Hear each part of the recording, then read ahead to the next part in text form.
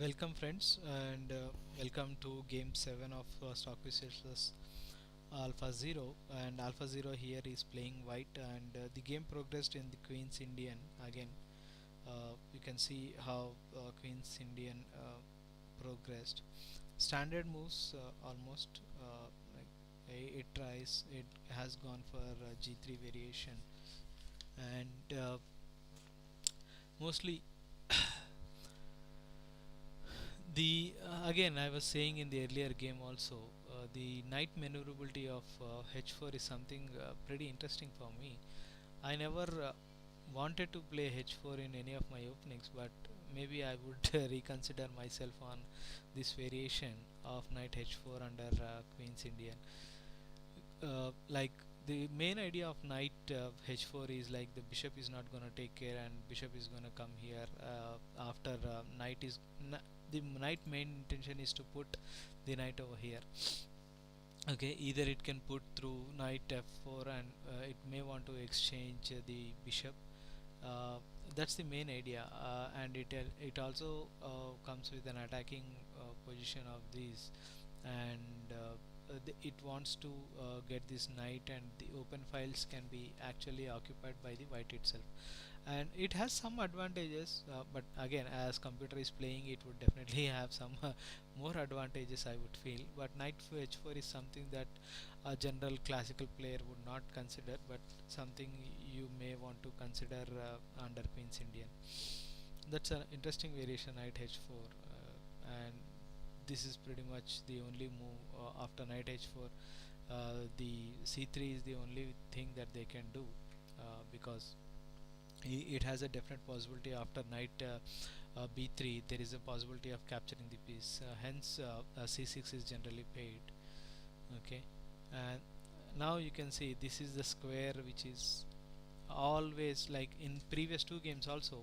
Alpha Zero just tried to keep hold of the same weakening square, and that is the reason like every time this square under queen's gambit, especially the importance of d6. If somebody has to write a book, they may want to write the importance of d6 square, d6 as a queen's indian. Maybe I would try to write that, but definitely d6 square under queen's indian, especially under alpha zero games, is a pretty strong move.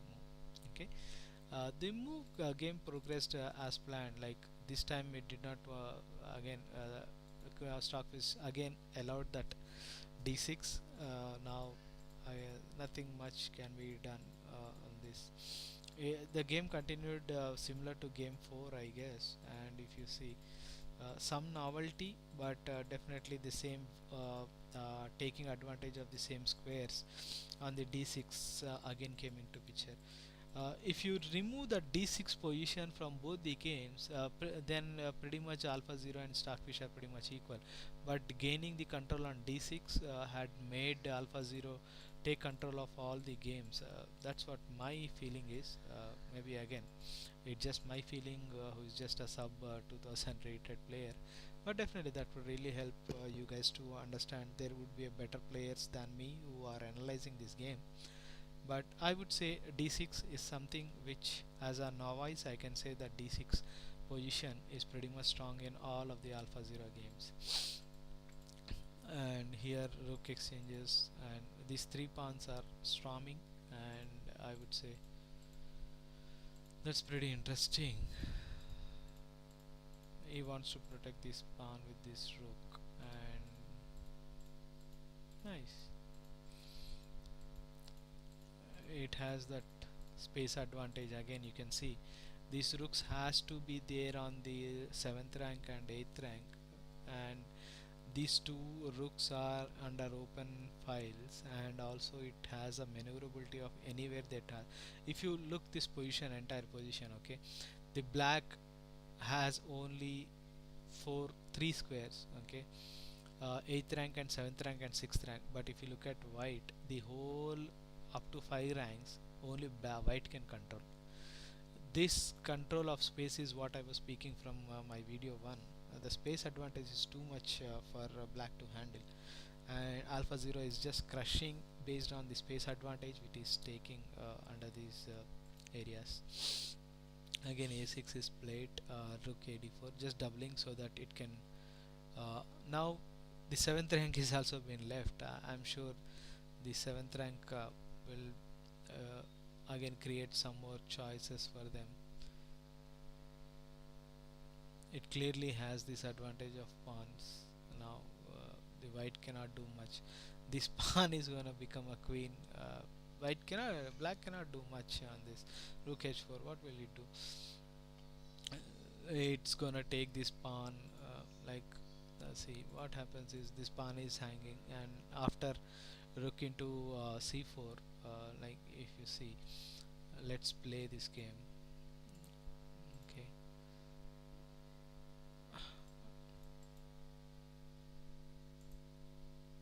Okay. Let me do this.